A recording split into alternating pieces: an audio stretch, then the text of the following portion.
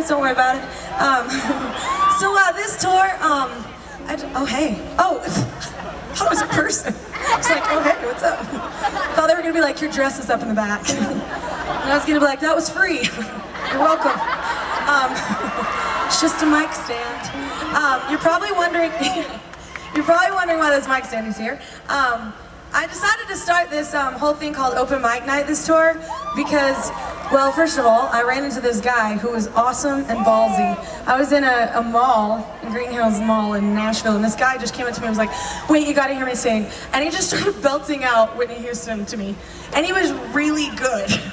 I was like, I honestly feel bad because I don't know how to help you. And you're really good. Like, I was like, I can point you somewhere, but yeah. So I just thought it would be really cool this tour because that's how I got my start was, you know, people hearing me on a stage and no one has heard me before. And so I thought it would be cool to give back and have fans of mine that have the same dream do that. And honestly, I've had all these video submissions and it's been so cool. There have been like singers, like rappers, like everything different. Everybody's doing something different.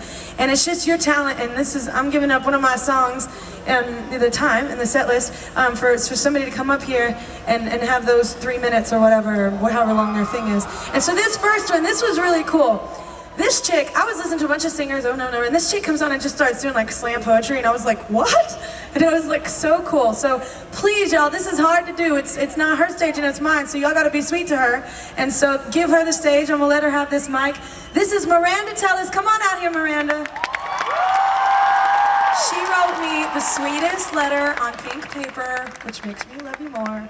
We've got the shaved head thing going. We're so much alike. We could be BFFs.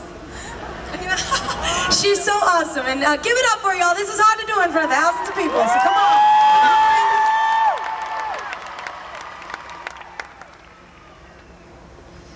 Good enough. What a funny little phrase. Most of the time mentioned out of comparison or pain.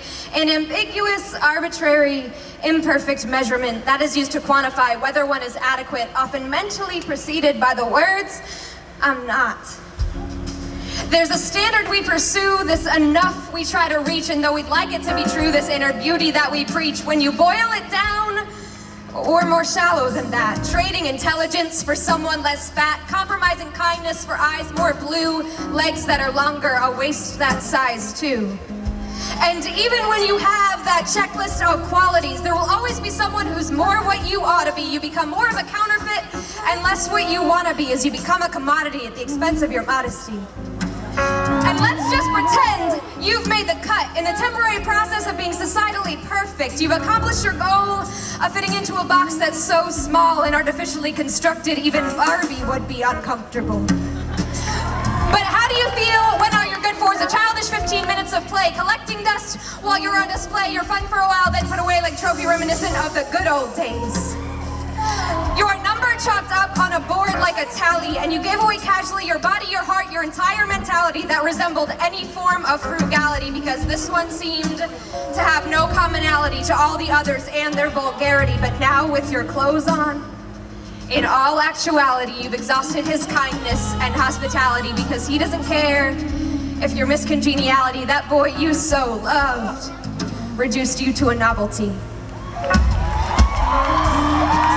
Eventually, you're yesterday's hottest trend, reinforcing all good things must come to an end. We bought into the concept that nothing is permanent, not beauty, not love, so commitment's not worth it. You forfeit your soul, sacrifice your whole self in exchange for cheap sex and a spot on his shelf. And the more you try to be exactly what he wants, you think, surely he can't ignore me. I've given all that I've got. But let me tell you, he doesn't deserve what you are. You're inherently worth it. Don't let him tell you you're not. And let me just say, although it took me a while, I'm beautiful and strong and have a reason to smile, and you do too. I could compile a list of all the reasons to have self-confidence, but really this is just a long, complex process of reprogramming your heart to feel value and love, because you are valuable and you are loved. So forget your mainstream influenced appearance. Embrace that thing in you that defies all aesthetics. Embrace that joy while you're here on this earth, because if you have joy, you believe you have worth. So next time he tries to put you into a box for short-lived pleasure that will only lead to the comparison of you to another, remember, you are not made of plastic. You are made of dignity, of poise, and of grace. You are made of the struggles and obstacles you face. You are made of endless potential of what you can become with purpose, intention, unconditional love. And when your fear has subsided and doubt comes undone, you will stand on your own, beyond good enough.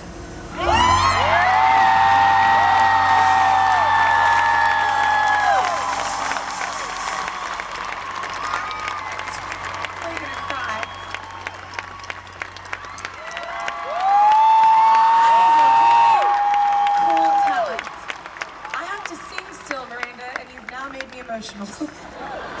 I mean, give it up for Miranda, y'all. That is hard to get up in front of Miranda. She calls that society's box. We're gonna post it if she'll allow us, because I think it's such an important message. Thank you so much, Dana. I mean, was that not the coolest thing? I was sitting there, like, watching, and y'all playing with it was, like, even more emotional. So screw y'all, because now I'm all crying. But it was so awesome. I've never seen anything like that. So I thought it was kind of special, and I hope y'all enjoyed that. But she's good. Didn't you feel like I was like, yes, I can totally do that. I'm like happy and married, I have no problems. But I was like, yeah. I was like, but anyway, this next song I'm gonna do